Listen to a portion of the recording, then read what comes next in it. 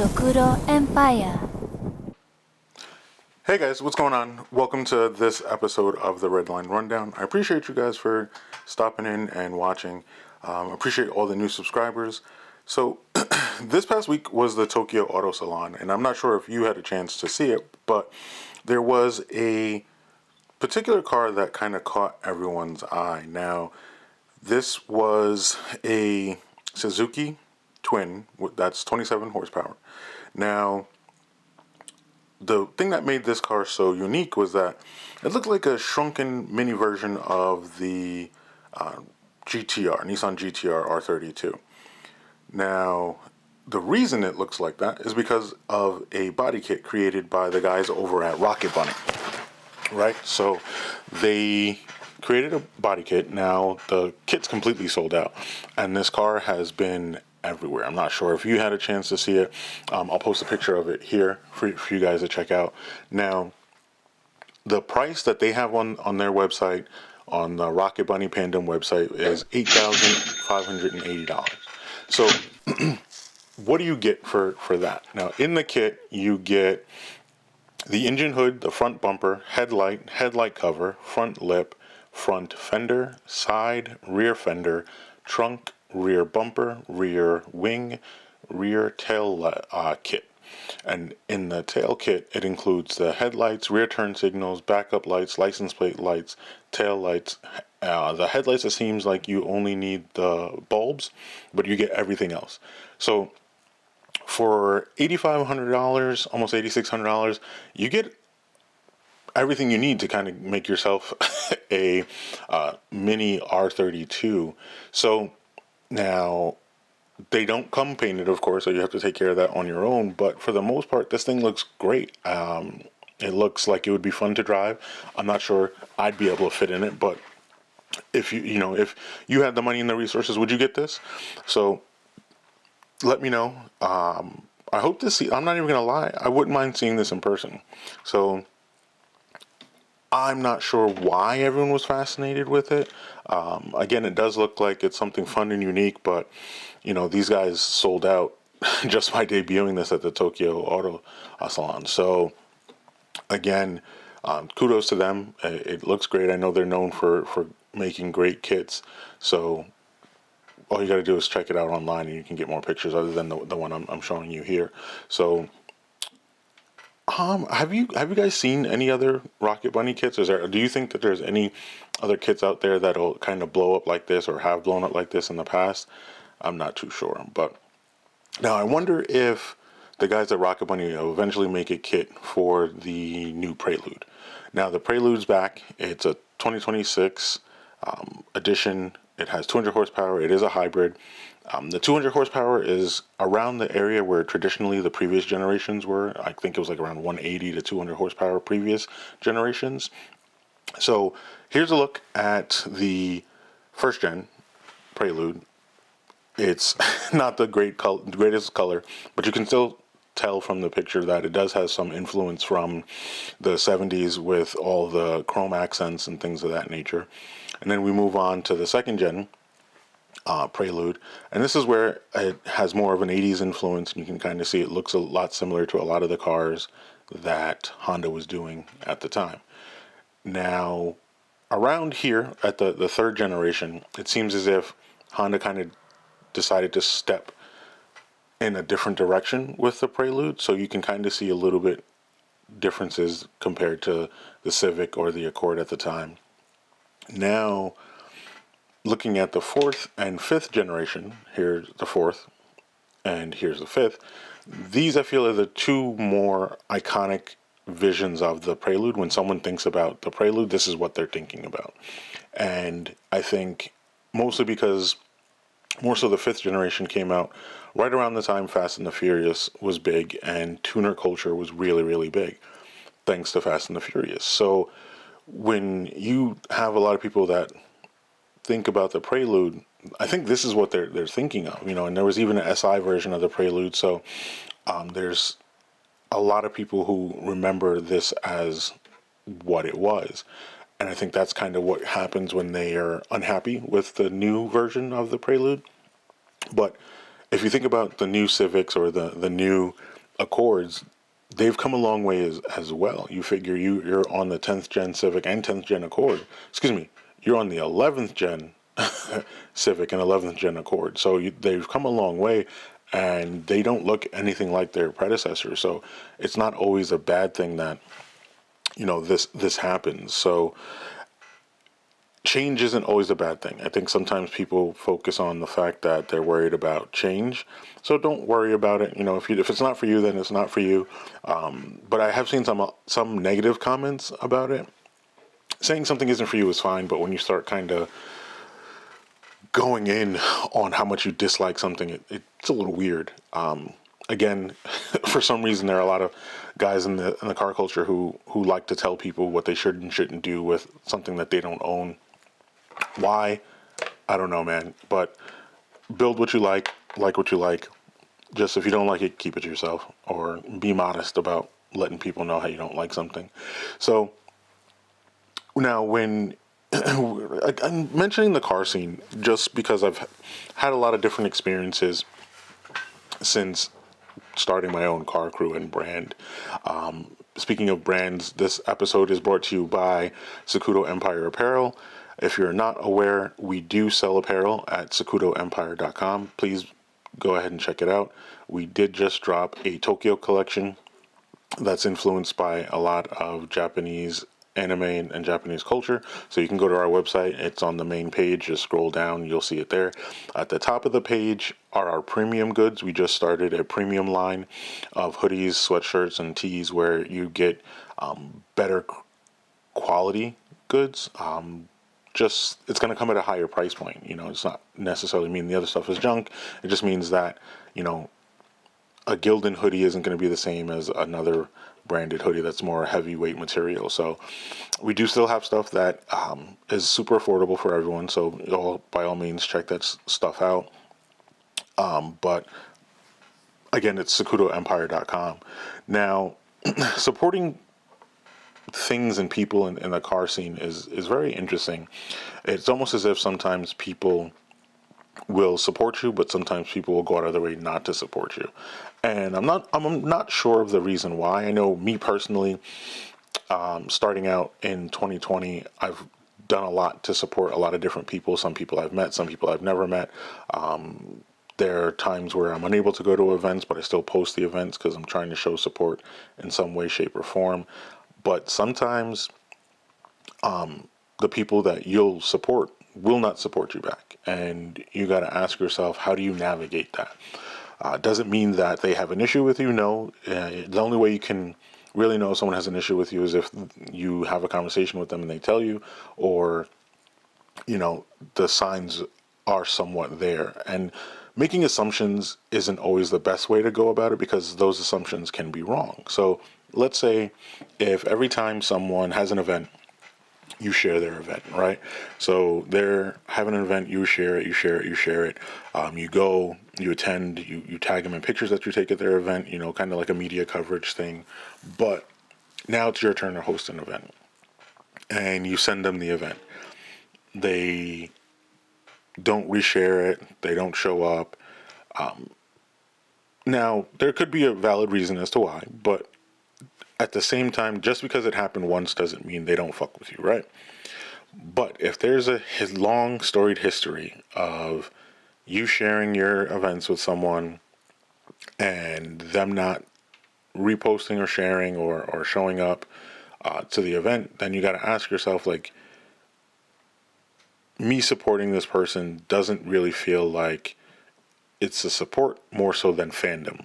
And sometimes when people think you're a fan of theirs, it's no longer supporting. It's as if they think they're better than you. So you have to be careful to navigate those spaces, because while it's important to support people, if supporting someone no longer feels like it aligns with your values, then it's okay to stop supporting them. It doesn't necessarily mean you have bad blood or anything, but continuing to throw coins down a wishing well doesn't really seem like it's best for all parties involved. So it's okay to decide not to support someone as much sometimes just because you feel like they're not really in support of your support, if that makes sense. You know, I don't think you're necessarily owed something, but I would like to believe that in building a rapport with someone, if you say hi to someone every time you see them, you would think that they would support you in return as well as you supporting them. And these things don't happen all the time. You can literally walk up to somebody, you see them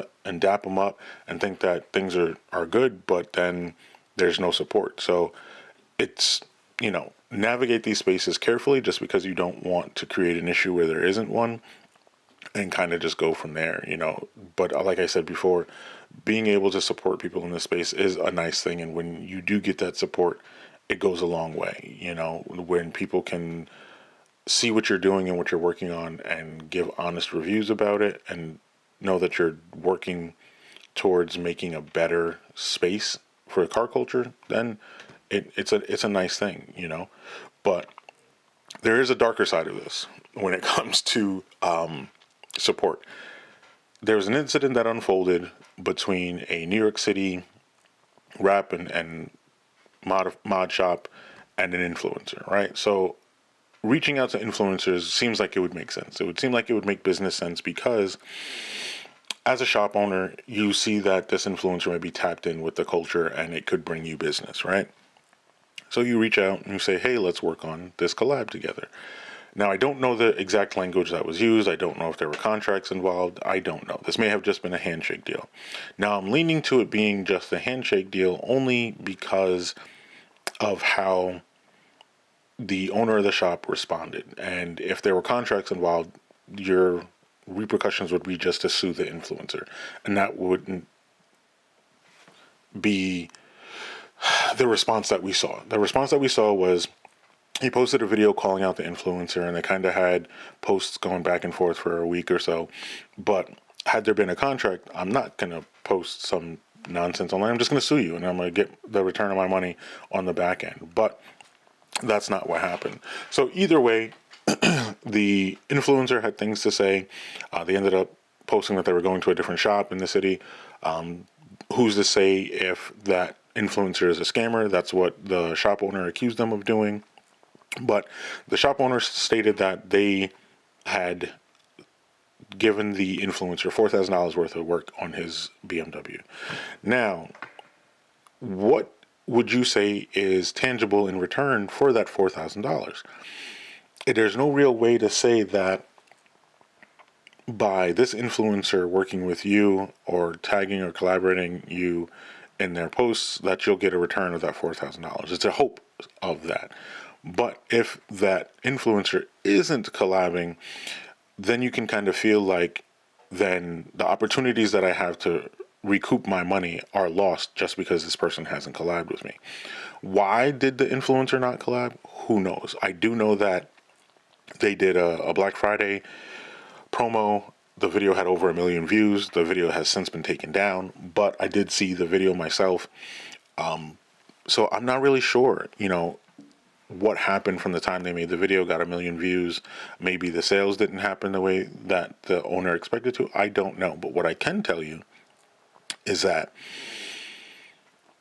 views do not always translate into business. And you can have 2 million, 10 million, 20 million views on something where you're showcasing a product or trying to funnel views into purchasing a product does not mean it will happen. And I think this may have been a lesson for that business and influencer. Just because you get the views, it doesn't necessarily mean that it translates into business sometimes. For some people it does, and their brands are built on that. But for someone that may be an influencer who isn't known for pushing products, then your audience isn't known for that, and they aren't really known for spending the money because that's what you're looking to do. And in car spaces, I don't really feel like there are products necessarily that any one person promotes that gets car enthusiasts to buy. Now, even when you have big name brands that do big shows, they do sell merch, and even still you don't see influencers saying, hey, rock this merch, this, that, and the third.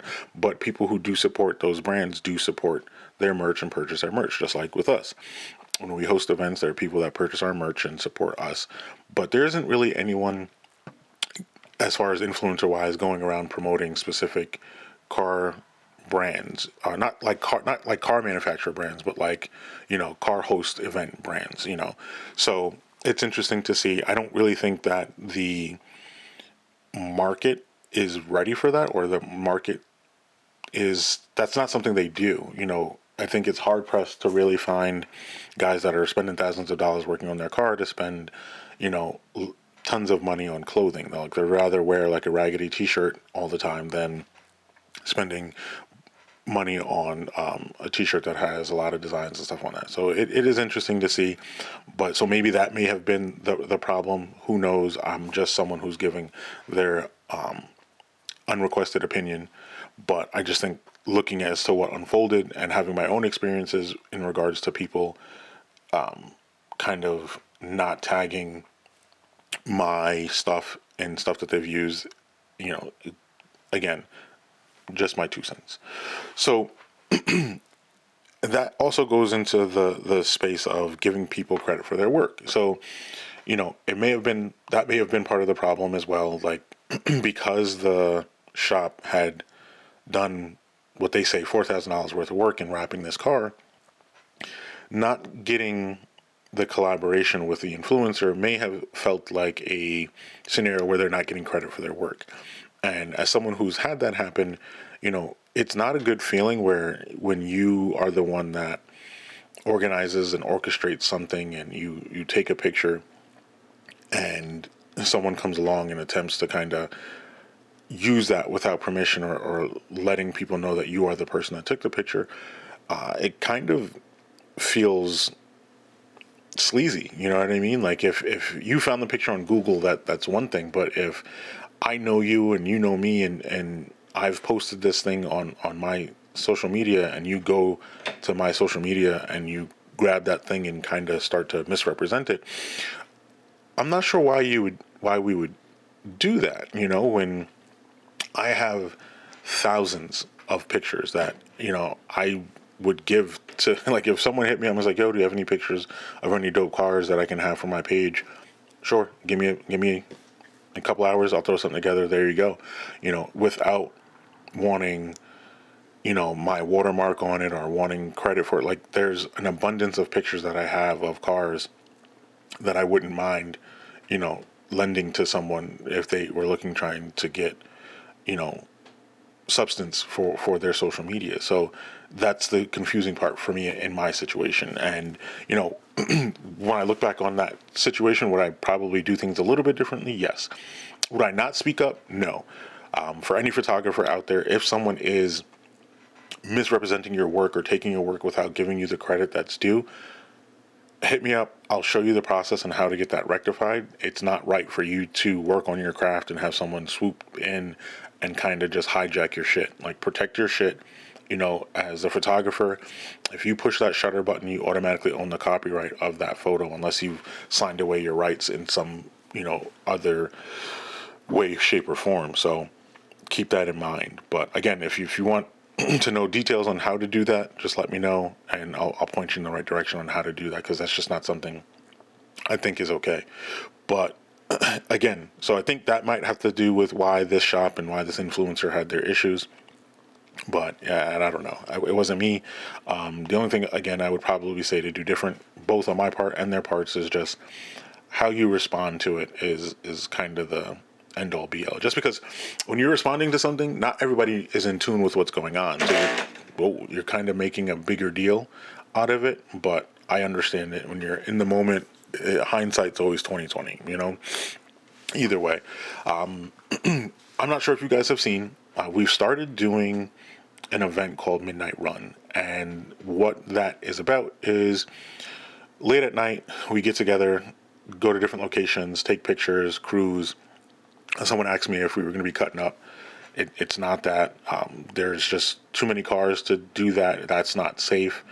You put yourself at risk and you put other people's lives at risk when you do that. So do that.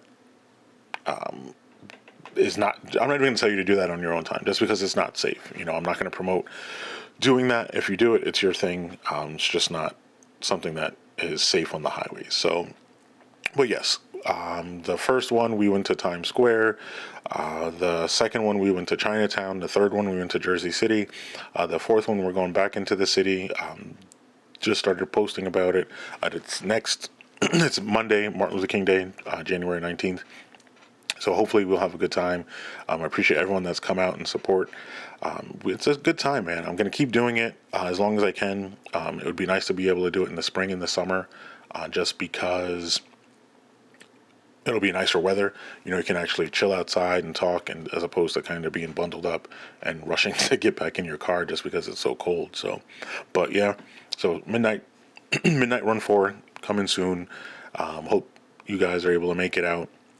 You definitely have a good time. Today's episode again was brought to you by Sokudo Empire Apparel. Also, be sure to go follow the Sokudo Empire Apparel page, the Sokudo Angels page. There are a nice group of ladies that make up the Sokudo Angels. They all have promo codes. If you know any of them, please support them. If you go to SokudoEmpire.com and you purchase anything, be sure to use their code. They get commissions on the sales that are made using their promo code. So again, please support them. They work hard on putting together photo shoots, outfits, and things of that nature as the season kicks off here in the Northeast. We'll be a lot more active at events. They'll be out taking pictures. Don't be hesitant to give them a tip, but at the same time, don't be creepy. Please do not get disrespectful. Keep it respectful and do the right thing. It's that simple. Hopefully we see you guys out at Tri-State United this year. I look forward to that event. It's our Super Bowl of events. We may do a season opener. Stay tuned for that. The best way to keep in touch and up to date with information, there is the Fastlane channel on Instagram. There is the Close Friends on Instagram. There's the mailing list as well. To sign up on the mailing list, you can go ahead and do that at SokudoEmpire.com. As soon as you go to the page, there's a pop-up, sign up, information gets shared that way as well. All right, guys, I appreciate you tuning in. Hope to see you soon.